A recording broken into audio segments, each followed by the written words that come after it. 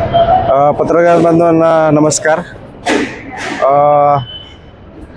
मागच्या पत्रकार परिषदेमध्ये आपण सांगितलं होतं की या ठिकाणी सह्याद्री वाचवा संघर्ष समिती जुन्नर तालुका यांच्या वतीनं प्रदूषण नियंत्रण महामंडळ पुणे आणि जिल्हाधिकारी पुणे यांना निवेदन देण्याचं निश्चित झालं होतं। त्याप्रमाणे या टीमचं शिष्टमंडळ नुकतंच प्रदूषण महामंडळाच्या ऑफिसमध्ये जाऊन त्यांनी त्या ठिकाणी निवेदन दिलं। त्या ठिकाणी असणारे बाबासाहेब कुकडे या अधिकाऱ्यांसोबत आमची सविस्तरपणे चर्चा झाली। साधारणपणे त्यांनी 50 मिनिटाचा वेळ आपल्या या सगळ्या शिष्टमंडळाला त्यावेळी दिला। त्यांच्याशी चर्चा केल्यानंतर असं लक्षात आलं की प्रदूषण महामंडळाला यातल्या अनेक गोष्टी माहीत नाहीत। म्हणजे त्यांना वरिष्ठ कार्यालयाकडून पत्र आलंय आणि म्हणून आम्ही ही जनसुनावणी घेतोय, फक्त तेवढीच जबाबदारी आमच्यावर आहे, अशा प्रकारचं उत्तर त्यांनी या चर्चेच्या वेळेस दिलं। परंतु या शिष्टमंडळानं अनेक गंभीर आक्षेप त्या ठिकाणी नोंदवले। त्याच्यामधला पहिला प्रमुख आक्षेप होता की हा पर्यावरणीय सर्वे करत असताना ग्रामसभांची परवानगी घेण्यात आली नाही। दुसरा महत्त्वाचा आक्षेप होता की या सर्वेसाठी कुठल्या प्रशासनानं त्यांना परवानगी दिली होती। तर या दोन्ही याच्यावरती त्यांच्याकडे उत्तर नव्हती आणि त्यामुळं आम्ही त्यांना असं म्हणालो की ही पर्यावरणीय सुनावणी जी आहे ही बेकायदा आहे आणि ती तुम्ही तात्काळ रद्द करा। यावर त्यांनी ह्या समितीचे म्हणजे जी जनसुनावणी जी घेणारी समिती आहे तिची अध्यक्ष हे जिल्हाधिकारी असतात। त्यामुळं आम्ही तुमचं जे काही म्हणणं आहे ते जिल्हाधिकाऱ्यांपर्यंत पोचवतो, अशा प्रकारचं त्यांनी आम्हाला उत्तरं दिली। त्यानंतर शिष्टमंडळाने त्या ठिकाणी जिल्हाधिकाऱ्यांची भेट घेण्याचा प्रयत्न केला, पण जिल्हाधिकारी त्यावेळेस इलेक्शन कमिशनच्या VC मध्ये असल्यामुळं त्यांची वेळ मिळू शकली नाही। निवासी उपजिल्हाधिकारी ज्योती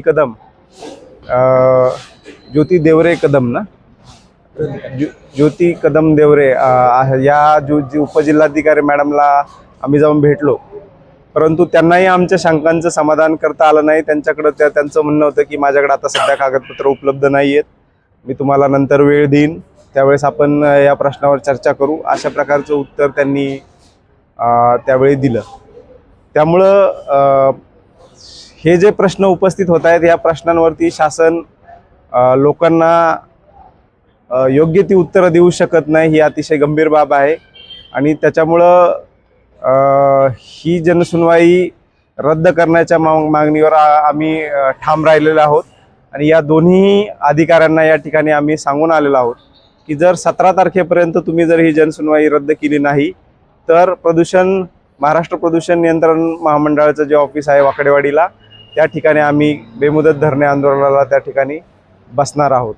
त्या दृष्टीनं पुढची तयारी म्हणून आता कार्यकर्त्यांची टीम या भागामध्ये विशेषतः आदिवासी भागामध्ये गावागावामध्ये जाणार आहे, लोकांशी संपर्क करणार आहे, 17 तारखेचं जे आंदोलन होणार आहे त्याची माहिती देणार आहेत आणि लोकांनी जास्तीत जास्त आंदोलनामध्ये सहभागी व्हावं यासाठी ते प्रयत्न करणार आहेत।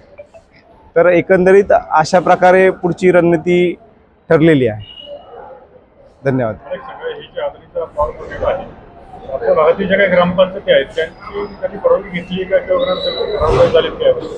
या बाबतीत काहीही कुठेही ठराव झालेले नाहीत आणि तशा प्रकारची कुठलीही माहिती त्यांनी EIAच्या अहवालामध्ये दिलेली नाही। ज्यावेळेस तुमची समिती अधिकाऱ्यांकडे गेली चर्चेसाठी त्यावेळेस तुम्हाला काही समजलं की शासनाच्या कोणत्या विभागाने त्यांना परवानगी दिली किंवा केंद्र सरकारने अशी काय माहिती समोर आली? ते महाराष्ट्र प्रदूषण महामंडळाचे अधिकारी ते म्हणले डायरेक्ट त्यांना केंद्र शासनानेच परवानगी दिली। मी म्हणलं साहेब, केंद्र शासनाने ठीक आहे, त्यांचा पर्यावरण विभाग त्यांचं मंजूर करतो समजा काही गोष्टी EIA साठी हे करण्यासाठी, पण खाली तर जिल्हा पातळीवर कलेक्टर असतो, तहसीलदार असतो, ह्या पातळीवर काहीतरी प्रदूषण मंडळाला केंद्र सरकारनं परवानगी दिली. डायरेक्ट केंद्र सरकारने परवानगी दिली असं हे साठी दिली की कुठे ह्या अहवाल तयार करण्यासाठी आणि प्रोजेक्टसाठी.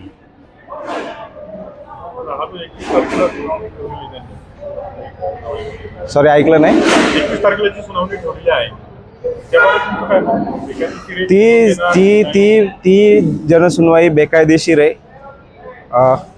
हा अहवाल तयार करत असताना ग्रामसभांना विचारलं नाही.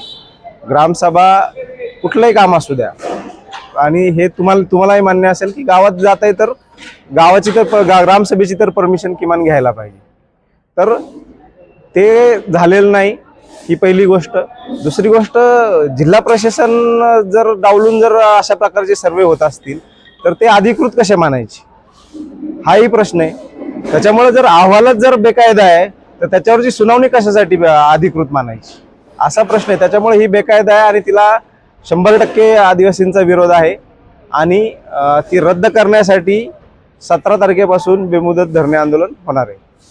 पेसामध्ये ग्राम समाजाचा सर्वोच्च अधिकार असतात. हो शासनाने दिलेले. हो इथे जर पेसा कायदा आपण नावाला केलाय का? इथे राज्य शासनाला करायचं असेल तर आपण नावाला केलाय का? सर, बाकी सगळ्या ठिकाणी तुम्हाला त्या ठिकाणी पेसांना कायद्याला धरून त्या ठिकाणी केलं जातं. मग अदानीसाठी एवढं काय असं अदानी म्हणजे शेवटी संविधानाला आहे की नाही या भारतामध्ये, महाराष्ट्रामध्ये. जर कायद्यापेक्षा जर अदानी वरचा असेल तर ही अतिशय गंभीर गोष्ट आहे. शासनाने या सगळ्या गोष्टींचा विचार करा. आणि आता मी तुम्हाला सांगतो, आता ह्या गोष्टीवरती वादळ उठून साधारण 15 दिवस उलटून गेलेत. शासनाकडून कुठलं स्पष्टीकरण येते की बाबा नाही आम्ही ह्याला परमिशन दिली होती, नाही दिली होती. शासनाची जबाबदारी नाही लोकांमध्ये हा संभ्रम आहे हा दूर करण्याची. कोणी पुढे येत नाही, ना तहसीलदार पुढे येते, ना जिल्हाधिकारी कार्यालयातून कोणी पुढे येते. 17 तारखेला तुमचं काय आंदोलन आहे? वाकळीला ऑफिस आहे. याची रणनीती कशी असणार आहे? स्वरूप कसं असणार? साधारण आम्ही धरणे आंदोलन करणार आहोत. इथले स्थानिक बाधित शेतकरी असतील, या भागातल्या ज्या गावांना नोटीस आलेल्या आहेत त्या गावांमधले शेतकरी असतील, तरुण असतील, विविध संघटनांचे ज्या संघटना या आंदोलनाला पाठिंबा देतील त्या संघटनांचे सर्व प्रतिनिधी, नोकरदार मंडळ जे पुण्यामध्ये असेल, या सगळ्यांना मिळून त्या ठिकाणी त्या आंदोलनाचा आपण काम त्या ठिकाणी करणार आहोत.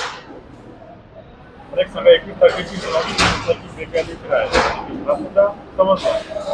होऊन देणार नाही की तिथे जाऊन नाही, ती रद्द करण्यासाठी आम्ही जोपर्यंत निर्णय होत नाही तोपर्यंत तिथून उठणार नाही. आम्ही नाहीच रद्द झाली तर काय असेल?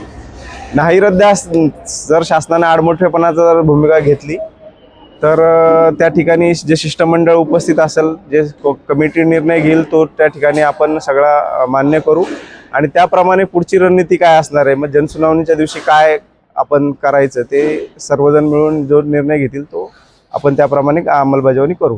प्रकल्प आरुषीमध्ये होतोय, परंतु इतर देखील ग्रामपंचायत दिल्या, नेमकं कारण काय? याचं कारण जे काल MPCBच्या अधिकाऱ्यांनी सांगितलं की त्यांना जी 2006ची जी गाईडलाईन आहे, म्हणजे 2006 मध्ये त्यांनी एक गाईडलाईन काढलेली आहे. 1986चा कायदा आहे, पर्यावरण संरक्षण कायदा. त्याच्या अंतर्गत एक 2006 मध्ये त्यांनी EIAचं नोटिफिकेशन काढलेलं आहे. म्हणजे EIA कसं करायचं, हा जो पर्यावरणीय अहवाल तयार करायचा तो कसा त्याच्यासाठी एक गाईडलाईन काढलेली.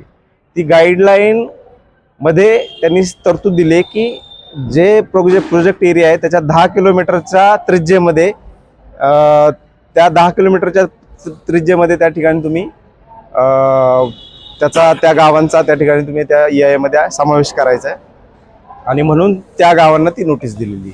10 किलोमीटर त्रिज्येमधली गावं, त्या गावांच्यावरती काय परिणाम होणार नाही? 100% होणार ना. म्हणून तर अभ्यास चाललाय ना. हे बघा, हा सगळा जो परिसर आहे हा प्रचंड काय म्हणू आपण त्याला, पर्यावरण संवेदनशील भाग आहे. म्हणजे तिथं वेगवेगळ्या प्रकारच्या वनस्पती आहेत, दुर्मिळ वनस्पती आहेत की ज्या फक्त त्याच भागात आढळतात. असे काही प्राणी आहेत की जे त्याच भागात आढळतात. त्याच्यामुळं नेमका त्याच्यावरती काय परिणाम होतो, जलसाठ्यांवर काय परिणाम होतो, त्या प्रोजेक्टसाठी जे पाणी आणलं जाणार आहे त्या पाण्याचाही काय परिणाम होतो, त्याच्या संदर्भातही फार डिटेलमध्ये तुम्ही जर ती EIA बघितलं तर ते सगळं दिलेलं आहे. परंतु तशा प्रकारचं जी माहिती त्यामध्ये दिलेली आहे तेवढा सविस्तर त्या ठिकाणी कुठलाही अभ्यास झाल्याचं दिसून येत नाही. वॉटर बजेट जे करायला पाहिजे होतं, काळू नदीमध्ये पाणी, काळू नदीमधून जे पाणी उचललं जाणार आहे त्याचा काळू नदीवर काय परिणाम होणार आहेत, तो सगळ्या गोष्टी दिलेल्या नाही. अशा सगळ्या गोष्टी असल्यामुळं तो जो अहवाल आहे तो अतिशय त्रोटक स्वरूपात बनवलेला आहे. त्यामुळे इथे ग्रामस्थांनी एक समिती तयार केलेली आहे.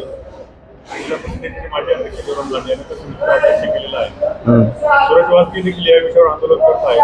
तुम्ही देखील समिती आहे. विविध संघटना जेव्हा एखाद्या विषयावर काम करत असतात तो मुद्दा भरकटला जाण्याची शक्यता अधिक असते. एकमेकांमध्ये समन्वय आहे का किंवा कसं? 100% समन्वय आहे. सूरज वाजगे ज्यावेळेस उपोषणाचं निवेदन द्यायला गेले होते त्यावेळेस आम्ही त्यांच्यासोबत होतो तिथं. दुसरी गोष्ट, ती जी कमिटी झाली त्याच्यातही आम्ही सदस्य म्हणून त्या ठिकाणी आहोत. त्याच्यामुळं समन्वय आहे.